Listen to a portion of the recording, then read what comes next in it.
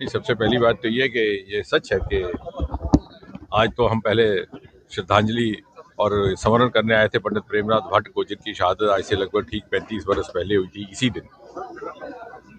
और 35 वर्ष का ये लंबा अरसा किस तरह से गुजरा है, इतनी तेजी से समझ नहीं आया, पता ही नहीं चला। लेकिन ये भी सच है कि लगभग 3 पीढ़ियां इस समाज की हैं जिनसे वक्त ने यह हर्जाना वसूल किया है। और ये हमारे 20-22 बरस इसलिए भी ज़ाया हुए कि सन 2014 तक कभी भी किसी सरकार ने संजीदगी के साथ, ईमानदारी के साथ इनकी व्यथा को ना समझा, ना उसका समाधान ढूंढने का कोई प्रयास किया।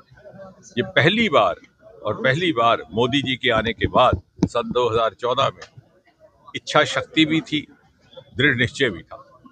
उससे पहले तो आलम यह था कि 2 स्टेप्स फॉरवर्ड 1 स्टेप बैकवर्ड। 2 आतंकियों को मारा जाता, एक को छोड़ दिया जाता।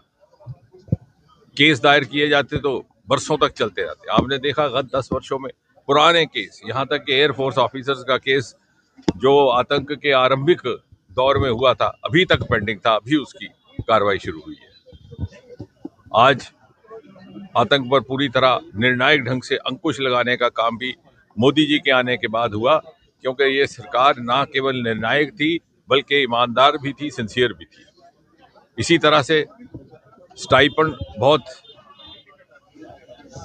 डिसमल सा स्टाइपेंड इनको मिला करता था, उसका भी इजाफा इसी सरकार के आने के बाद हुआ, मोदी जी के आदेश पर। और मुझे भली बात याद है कि राजनाथ सिंह जी बतौर गृह मंत्री जम्मू आए थे तो पत्रकार वार्ता में उन्होंने इसकी वृद्धि की घोषणा की। यानी जितनी भी चिंता कश्मीर को लेकर के, कश्मीरी पंडित समाज विस्थापित को लेकर की गई, ये नहीं 10 वर्षों में की। उनकी नौकरियों की व्यवस्था की गई, उनको रहने का वहाँ पे रख रखाव की व्यवस्था, प्रबंध किया गया।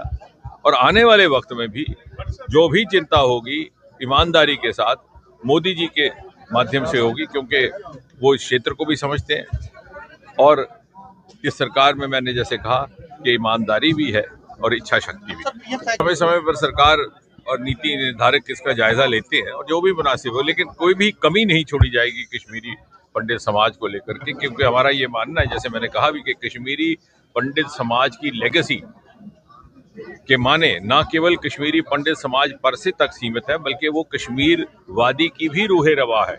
वो कश्मीर जो अपने कॉम्पोजिट कल्चर के लिए हमेशा ज्यादा जाता था, जहाँ जो एक मजमूई तहजीब, जहाँ हिंदू और मुसलमान इकट्ठा रहा करते थे, एक साथ उनका गाना बजाना, एक साथ रीति रिवाज थे, उसका रूहे रवा कश्मीरी पंडित था। और कश्मीरी पंडित के बगैर कश्मीर अधूरा, कश्मीरी पंडित के बगैर वहाँ की संगीत, कला, साहित्य अधूरा, कश्मीरी पंडित के बगैर वहाँ का शिक्षा व्यवस्था अधूरी।